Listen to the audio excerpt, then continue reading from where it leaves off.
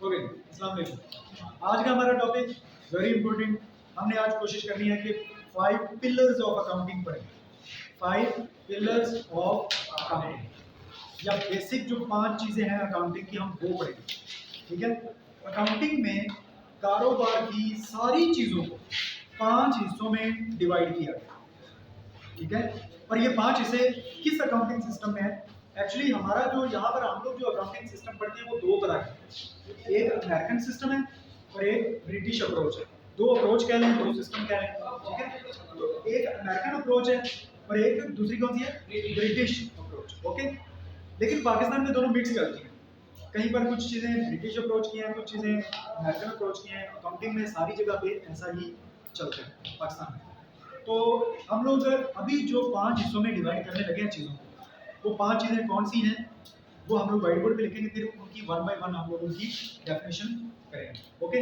तो आज जो चीज़ें मैं आपको बताने जा रहा हूँ बहुत इंपॉर्टेंट है, वेरी वेरी वेरी इंपॉर्टेंट। ध्यान से लेक्चर को सुनना है, नोट करना है, समझना है। ठीक है। और जिनके पास बुक्स हैं बुक्स में चीज़ों को हाईलाइट करते जाएं, जिनके पास नोट्स हैं वो नोट्स में करते जाएं, जिनके पास रजिस्टर पेपर पे नोट्स बनाना चाहते हैं मोस्ट वेलकम। लेकिन इन चीज़ों से अकाउंटिंग बाहर नहीं जाती। अकाउंटिंग जहाँ तक भी आप जाके पढ़ेंगे, जिस लेवल की भी जाके पढ़ेंगे, वो इन 5 चीज़ों के अंदर ही रहती है। वो 5 चीज़ें कौन सी हैं? Number 1 assets.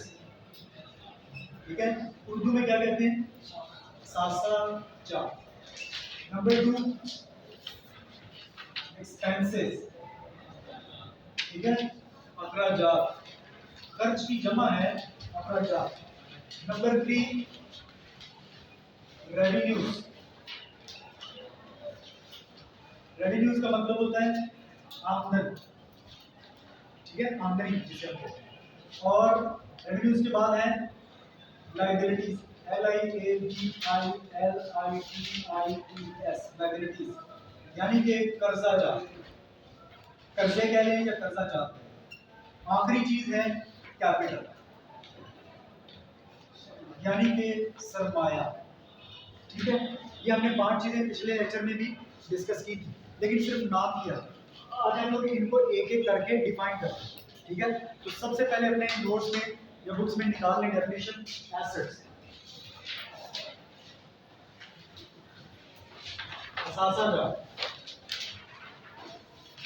एसेट्स किसे कहते हैं? अब जरा ध्यान से सुनते जाइएगा, जल्दी जल्दी चलेंगे, थोड़ा सा टाइम शॉर्ट है, वीडियो भी हम कोशिश कर रहे हैं कि शॉर्ट ही रहे। एसेट्स किसे कहते हैं? उर्दू में कहते हैं असासाजात। अब हमने ये बात करनी है एसेट्स की। कौन से एसेट्स की? जो कि किसके हैं? Very good. किसके हैं? कारोबार के। मालिक के नहीं, कारोबार के। हमने जो कुछ भी डिस्कस कर रहे हैं अकाउंटिंग में पूरे सब्जेक्ट में, वो सारा कुछ किससे रिलेटेड है? कारोबार से रिलेटेड है। अच्छा, ये एसेट्स किसे कहते हैं? एनीथिंग, कोई भी चीज विच इज ओन्ड बाय, जो कि मलकियत में। ओन का मतलब, ओन्ड क्या होता है? मलकियत में होना। Own Malkiyat. ओन्ड बाय या पोजेस्ड बाय। पोजेशन किसे कहते हैं? पोजेशन, कब्जे में होना, कब्जे में होना। ठीक है। किसी के, किसके कब्जे में है? कोई भी चीज जो कि मलकियत है या कब्जे में है या रिसीवेबल है।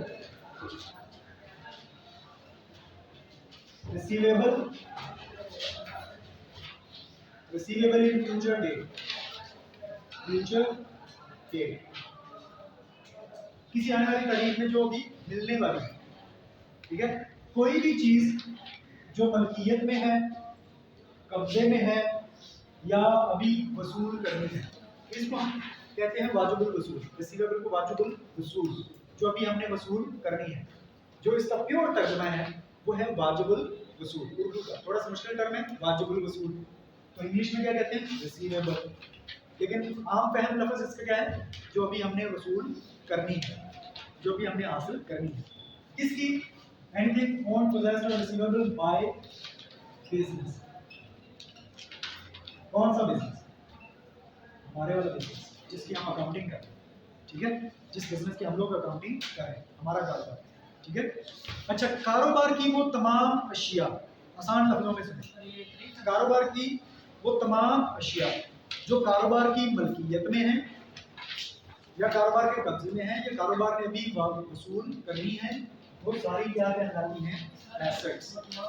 वो तमाम अशिया जो कारोबार की मलकियत में है, मलकियत या कब्जे या वसूल करनी है, वाजिबुल वसूल, ठीक है, उनको हम क्या कहते हैं? एसेट्स। मिसालें जब तक नहीं ना देंगे तब तक क्लियर नहीं होगी बात। ये एक तारीफ है एसेट्स की। एसेट्स की और भी तारीफें हैं, इसकी और भी तारीफें हैं। एक और तारीफ लिखें, आपको और चीज क्लियर हो जाएगी, फिर मिसालें दूंगा, ठीक है। दूसरी इसकी डेफिनेशन देखें, anything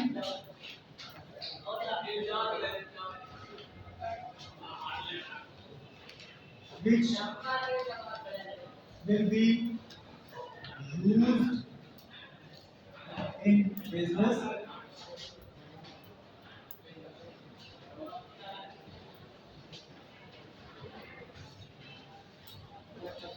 and helpful to generate revenues and not for sale, not for sale। इसका क्या मतलब? पहले कॉन्सेप्ट सारे सुनते हैं, ठीक है, मिसालें देंगे, सारी चीज क्लियर हो जाएगी। कोई भी ऐसी चीज जो कि कारोबार में किस लिए है? इस्तेमाल करने के लिए। जो कारोबार में किस लिए है? एक हमने डेफिनेशन पढ़ी थी गुड्स की, उसमें हमने लिखा था कि anything which is purchased for resale purpose, लिखा था कि कोई भी चीज जो कि हमने किस लिए खरीदी है? बेचने के लिए। कारोबार में कुछ चीजें ऐसी होती हैं जो बेचने के लिए होती हैं, लेकिन कारोबार में कुछ चीजें ऐसी होती हैं जो कि बेचने के लिए नहीं होती, बल्कि किस लिए होती हैं? इस्तेमाल होती है। ऐसी मिसाल दे सकता है कोई बंदा मुझे? मसलन किस में, कौन सी शॉप? कोई भी किसी शॉप का नाम ले, मेडिकल स्टोर कह लें, और रहने की दुकान में जो शोकेस है, और फैक्ट्री में जो फर्नीचर पड़ा होता है, फैक्ट्री के अंदर जो फर्नीचर पड़ा हुआ है ऑफिस में, और घड़ियों की दुकान में शोकेस लगा हुआ है। घड़ियों की दुकान में शोकेस लगा हुआ है, फर्नीचर एक फर्नीचर है जो कि ऑफिस में पड़ा हुआ है। एक इन्होंने एग्जांपल दिया है किराने की दुकान में जो फर्नीचर पड़ा हुआ है। अब ये बिजनेस की बात करें, ये सारी चीजें घड़ियों की दुकान में बेचने के लिए क्या रखा? घड़ियां या वो टेबल शोकेस, क्या बेचने के लिए रखा? घड़ियां बेचने के लिए कि शोकेस बेचने के लिए? घड़ियां बेचने के लिए। तो घड़ियां क्या कहलाएंगी? लेकिन जो शोकेस है क्या वो बेचने के लिए? नहीं, वो क्या कहलाएगा? एसेट। समझ आ गई बात? वो क्या कहलाएगा? दूसरी मिसाल आपने क्या दी थी? मेडिकल स्टोर में। मेडिकल स्टोर में बेचने के लिए क्या रखा हुआ? मेडिसिन। लेकिन जो उन्होंने अलमारियां इतनी सारी बनाई है, एसी लगवाया हुआ है, उधर काउंटर पड़ा हुआ है, कंप्यूटर पड़ा हुआ है, ये चीजें बेचने के लिए हैं। तो जो चीजें बेचने के लिए नहीं है वो क्या कहना है? हो रही है बात क्लियर?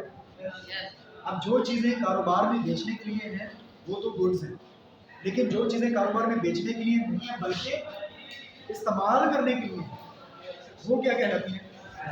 अब इसको देखिए, अब इस डेफिनेशन पे देखिए, जो भी चीज इस्तेमाल करने के लिए है और वो कारोबार में हेल्पफुल है, मदद कर रही है, क्या करने के लिए?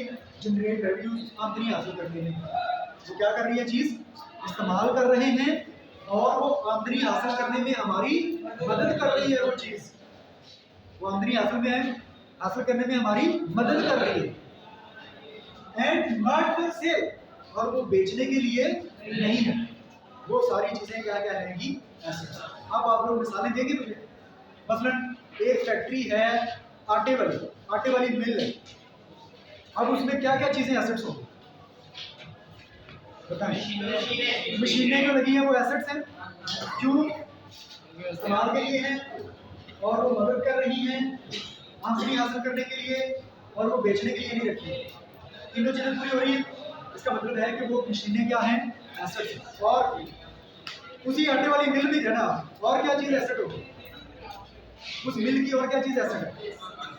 एसी, पंखे, चेयर्स, फर्नीचर, टेबल्स, फर्नीचर भी आ गया, और जी कंप्यूटर सिस्टम और लाइट्स। बस बिल्डिंग इतनी बड़ी मिल की बिल्डिंग, वो बिल्डिंग भी क्या है, एसेट है। बिल्डिंग बेचने के लिए थोड़ी है। और मशीनरी तो हो गया, क्या चीज, जमीन, लैंड जिसे हम कहते हैं लैंड। बैंक बैलेंस, बैंक नहीं, बैंक हमारा थोड़ी है, बैंक आगे वाली मिल का नहीं है, बैंक बैलेंस है उनका। बैंक में जो पैसे पड़े हुए हैं वो भी एसेट है, और मिल में जो कैश पड़ा हुआ है, मिल के अंदर जो कैश पड़ा हुआ है वो भी एसेट है। और क्या चीज, स्टॉक अगर कोई पड़ा हुआ है अनसोल्ड, अभी सेल नहीं हुआ, स्टॉक भी एसेट है। और ये काफी सारे एसेट्स आपने गिननी है। क्लियर होगी बात, समझ आ गई? तो कारोबार में जितनी भी चीजें होती हैं नॉट फॉर सेल, वो सारी चीजें जो कारोबार में इस्तेमाल हो रही है, और वो सारी चीजें कारोबार की मलकियत है या उसकी पोजेशन में है, उसके कब्जे में। अच्छा, एक रिसीवेबल भी है, वो भी एसेट होता है। ये सारी जो आपने मुझे चीजें बताई हैं, ये कारोबार की मलकियत हैं, कारोबार की पोजेशन में है, कारोबार इनको इस्तेमाल कर रहा है, इनकी मदद से आमदनी हासिल कर रहा है, और ये बेचने के लिए चीजें नहीं है। ये सारी चीजें क्या हैं, एसेट्स। Is that clear? समझ आ गई सबको? तो यही इसकी मिसालें हैं जब हम मिसाल लिखते हैं। लेकिन रिसीवेबल एक हमने यहाँ पर ये चीज रखी है, रिसीवेबल, ये भी एसेट होती है। रिसीवेबल क्या होता है? वाजिबुल वसूल। ये जरा ध्यान से सुने बात, ये बात ध्यान से। ये रिसीवेबल की मिसाल आपने नहीं दी रिसीवेबल की। रिसीवेबल का मतलब है वाजिबुल वसूल। जब वो मिल आटा बेचेगी उधार, बात सुनिए ध्यान से सुनिएगा, उधार आटा बेचती है, पैसे आने हैं 20 दिन बाद, ठीक है? जिन लोगों से पैसे वसूल करने हैं, मसलन उस आटे वाली मिल से मैंने आटा उधार लिया, 5 लाख रुपए का मैंने आटा इकट्ठा ले लिया उधार। अब मेरे से उन्होंने पैसे वसूल करने, तो वो जो मिल वाले हैं, मैं उनके लिए क्या बन गया, रिसीवेबल। मैं उनके लिए क्या बन गया, रिसीवेबल। उन्होंने मुझसे पैसे वसूल करने हैं। बात मैंने कहा था ध्यान से सुननी है, इसमें दो प्रॉब्लम्स हैं। मैं उनके लिए बन गया रिसीवेबल। अब आप लोग मुझे एक चीज बताएं, मैं अगर उनके लिए रिसीवेबल हूं, तो क्या मैं उनका क्या बन जाऊंगा, एसेट बनूंगा कि नहीं बनूंगा? मैं उनका क्या बन गया, एसेट। रिसीवेबल्स भी क्या होते हैं, एसेट्स होते हैं, जिनसे पैसे लेने हैं कब, किसी फ्यूचर डेट में, वो भी क्या है, एसेट्स। अब मैंने कहा था ध्यान से सुनो, अब मैं उस पर सवाल करता हूं, मैं उनका एसेट हूं कि वो मेरे एसेट? मैं उनका एसेट, वो मेरे क्या है, रिसीवेबल का मतलब है जिनसे पैसे वसूल करने। मैंने उनसे पैसे वसूल करने, मैंने लेने पैसे उनसे। एक तो मैं आटा ले आया हूं, दूसरा पैसे भी लूंगा उनसे। मैं उनका रिसीवेबल हूं, मेरे से उन्होंने पैसे लेने हैं, वो मेरे लिए क्या है, एसेट। ऊंचा बोलो, यस, आहिस्ता आहिस्ता बोलो, जोर से बोलो। लाइबिलिटी, वो मेरे क्या है, लाइबिलिटी। वो मेरे लिए वो क्या बन जाएंगे, पेएबल। मैं क्या, मेरे लिए क्या बनेंगे, पेएबल। जैसे रिसीवेबल होता है वैसे ही पेएबल। मेरे से उन्होंने पैसे वसूल करने हैं, लेकिन मैंने उनको पैसे अदा करने हैं। ये बात हमने पिछले लेक्चर में थोड़ी सी डिस्कस की थी, पिछले लेक्चर के साथ जुड़े रहा करें। अच्छा खैर, ये अभी लाइबिलिटी में जब आप पहुंचेंगे इसकी डेफिनेशन में, तो वहां पर जाके मैं इसी मिसाल को दोबारा रिपीट करूंगा, ठीक है? वहां पे ये बात आपको सही क्लियर नजर आ गई। तो आप जरा ध्यान से सुनिए, मैंने अगर किसी से पैसे लेने हो, मैंने अगर किसी से पैसे लेने हैं, एक बंदा है जिसका नाम कोई भी है, XYZ, उसका कोई भी नाम, मैंने भी उसको कोई चीज उधार बेच रखी, अब वो मेरा क्या बन गया, रिसीवेबल। वो मेरा क्या बन गया, रिसीवेबल। बात उर्दू में क्या कहेंगे, वाजिबुल वसूल। मैंने उससे पैसे लेने, अब वो बंदा जहां भी जाएगा वो मेरा क्या है, एसेट। वो मेरा क्या है, एसेट। मुझे उससे कोई ना कोई बेनिफिट मिलने वाला है। समझ आ गई बात? तो जिन चीजों से हम बेनिफिट लेने वाले हैं फ्यूचर में, वो भी हमारे क्या होते हैं, एसेट्स। Is that clear? ये बात समझ आ गई आपको? आप इनकी मिसालें लिख लें। मसलन फॉर एग्जांपल आपने जो जो चीजें लिखवाई, नंबर 1 लैंड, जमीन, नंबर 2 बिल्डिंग, हमारा नंबर 3 आपने मशीनरी लिखवाया, मशीनरी, ठीक है। अच्छा ये जो एसी, कंप्यूटर, इनको हम लोग ऑफिस अप्लायंसेस भी कहते हैं, ठीक है, वो इकट्ठा ही आप लिख देंगे। और आपने टेबल चेयर्स वगैरह भी लिखवाई। टेबल चेयर सारा को इकट्ठा हम लोग क्या कह देते हैं, furniture. Bank balance, bank balance और कैश और रिसीवेबल्स, या उनको हम लोग रिसीवेबल्स से भी लिखते हैं, रिसीवेबल्स, पैसे एक्सेट्रा। बड़ी लंबी लिस्ट है, छोड़ देते हैं, काफी इतनी मिसालों।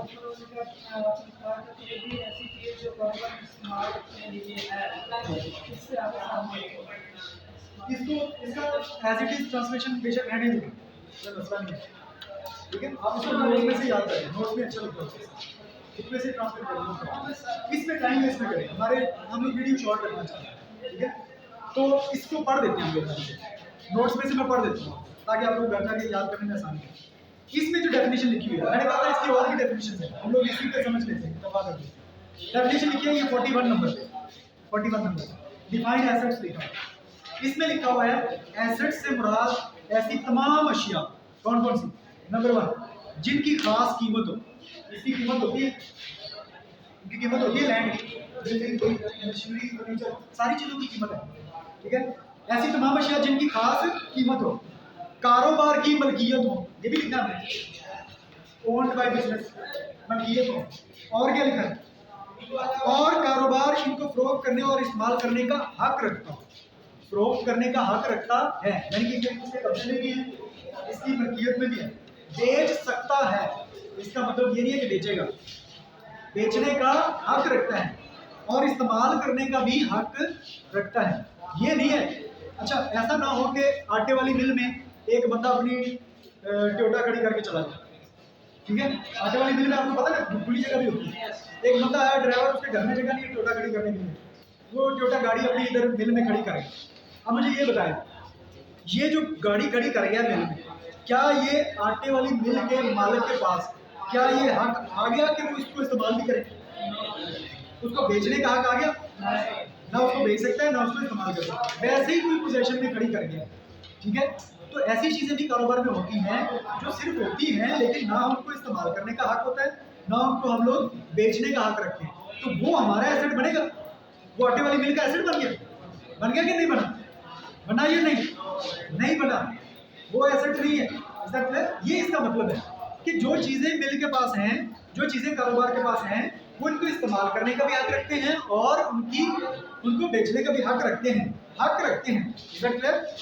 ओके, ये उसमें लिखा हुआ, समझ आ गई बात? अच्छा अब नेक्स्ट डेफिनेशन देखें। नेक्स्ट डेफिनेशन क्या है? एक्सपेंसेस, अखराजात। उसको रेज कर लें, ये रेज कर लें, जैसे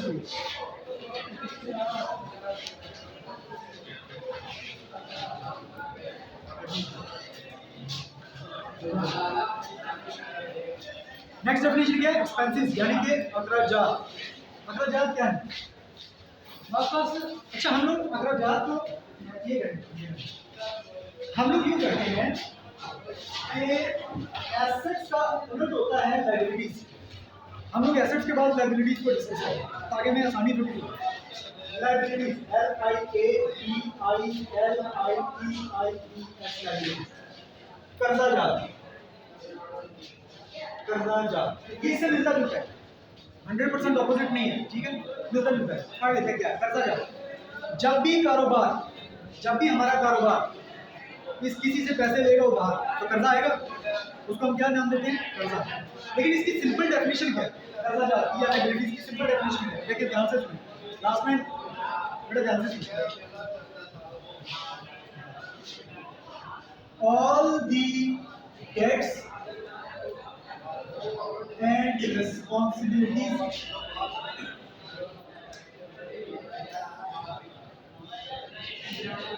of the business. डेट वैसे कहते हैं कर्ज को, डेट कहते ही कर्ज को। All the debts and responsibilities of the business. हमारे कारोबार ने जितना कर्जा ले रखा है, जितना पैसा ले रखा है दूसरों से, और कुछ रिस्पॉन्सिबिलिटीज हैं जो कारोबार ने अभी पूरी करनी है, वो सारी क्या कहलाती हैं? लायबिलिटीज। बड़ी सिंपल सी बात है, सादा सी। All the responsibilities and debts of the business are called liabilities. अब मैं आपको वही मिसाल देने जा रहा हूँ जी। बस इतनी भी नोट्स पे दिखाएगा। लिखिए नंबर 15 डिफाइन लायबिलिटीज। अच्छा, इसमें लिखा हुआ है ऐसे तमाम रकूम, पैसे कह रहे हैं, जो कारोबार ने मालिक या ऑनर या किसी दूसरे शख्स को अदा करने हैं, ये उसका उलट लिखा है। All the debts and responsibilities, या इसको हम लोग यूँ भी कह सकते हैं कि कारोबार ने जितने भी बाहर वाले लोगों को पैसे देने हैं, चाहे वो मालिक को देने हैं, चाहे वो किसी भी बंदे को देने हैं, जो भी पैसे कारोबार ने देने हैं वो सारे क्या है? कर्जे। मसलन इसकी मिसाल सुनिए, बैंक से पैसे लिए उधार, उसको हम क्या कहेंगे? लायबिलिटी। अच्छा, किसी बंदे से उधार चीजें ले रहे हैं, उसको भी तो पैसे देने, वो बंदा भी क्या बन जाएगा? लायबिलिटी। मेरा भी बात ठीक है। दोस्त से पैसे उधार लिए, वो भी क्या है? लायबिलिटी। बैंक से पैसे उधार लिए, वो भी लायबिलिटी। दोस्त से पैसे उधार लिए, वो भी लायबिलिटी। ठीक है। अच्छा, मालिक जो होता है ना, मालिक, एक ये बात ध्यान से सुनिएगा, नोट ना करें, ये बात मेरी तरफ देखिए। मालिक जो होता है ना, मैंने पहले एक दिन बताया था आपको पिछले लेक्चर्स में कि कारोबार अलग है और उसका मालिक अलग है। ये दो अलग अलग है। कारोबार जब अपने मालिक से पैसे लेता है, तो मालिक जो होता है वो कारोबार में जब पैसे दे रहा है तो उसको ये कहता है कि भाई ये मैं फ्री में नहीं दे रहा हूँ पैसे। अपने ही कारोबार को कह रहा है कि मैं ये पैसे तुम्हें दे रहा हूँ, फ्री में नहीं दे रहा हूँ, इसके ऊपर मैं कुछ ना कुछ आपसे रिटर्न लूँगा। ठीक है। तो इसी तरह मालिक अपने कारोबार को कर्जा भी दे सकता है। ठीक है। तो कारोबार हमने अकाउंटिंग किसके पॉइंट ऑफ व्यू से करनी है? कारोबार के पॉइंट ऑफ व्यू से या मालिक के पॉइंट ऑफ व्यू से? कारोबार। अब यूँ समझिए कि ये है कारोबार और ये है उसका मालिक। ठीक है। ये बिजनेस, ये उसका ऑनर, ये इसको दे रहा है पैसे, कैश या इन्वेस्टमेंट कैपिटल, कुछ भी कहें, ये इसको पैसे दे रहा है। ठीक है। कारोबार कहता है ठीक है कि मुझे पैसे चाहिए बाहर। ठीक है। अब ये कारोबार, ये बंदा इसको पैसे दे रहा है ऑनर, और इसका ये दे रहा है 1 लाख रुपए। ठीक है। तो ये मालिक जो है, ये कारोबार को कहता है कि मैं तुम्हें 1 लाख रुपया दे रहा हूँ, मुझे ये 2 महीने के बाद वापस चाहिए। ठीक है। तो कारोबार कहता है ओके, 2 माह बाद मैं आपको ये पैसे आपको वापस कर दूंगा। ठीक है। तो ये पैसे इसने 2 माह बाद 1 लाख रुपया अपने मालिक को वापस करना है। तो ये जो 1 लाख रुपया है, ये कारोबार के लिए क्या बन गया? कर्जा। समझ आ गई बात? अब कारोबार क्या करता है, ये दूसरे लोगों से भी उधार चीजें लेता है, ये दूसरे लोगों से भी उधार चीजें लेता है। इससे फर्क करें, गुड्स उधार लिए, इस बंदे से फर्नीचर उधार लिया, इस बंदे से मशीनरी उधार ली है, तो इन तीनों लोगों के भी कारोबार में पैसे अभी देने हैं। तो ये तीनों चीजों के भी पैसे देने हैं, तो ये भी क्या कहलाएंगे? समझाइए बात। अच्छा, इन लोगों को कहा जाता है पेएबल्स। क्या कहते हैं? पेएबल्स। इनको पैसे देने हैं, तो ये क्या बन गए? पेएबल्स। और पेएबल्स क्या होते हैं? कर्जे। समझाइए बात। रिसीवेबल कौन होते हैं?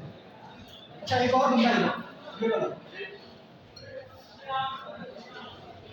इसको कारोबार ने गुड्स बेची, इसको कारोबार ने गुड्स बेची, लेकिन बेची कैसे है? उधार, ऑन क्रेडिट, उधार। इसको उधार चीजें बेची। अब इससे पैसे लेने हैं कि इसको अदा करने हैं? इससे लेने, जिससे पैसे लेने होते हैं वो क्या बन जाते हैं? और जिनको देने हैं पेएबल क्या बनते हैं? रिसीवेबल क्या बनते हैं? समझ आ गई बात? जिससे पैसे लेने हैं वो क्या है? एसेट। जिसको पैसे देने हैं वो क्या है? लायबिलिटी। आज के लिए इतने काम। Okay done. नेक्स्ट लेक्चर में चलो बाकी तीनों चीजें पढ़ेंगे।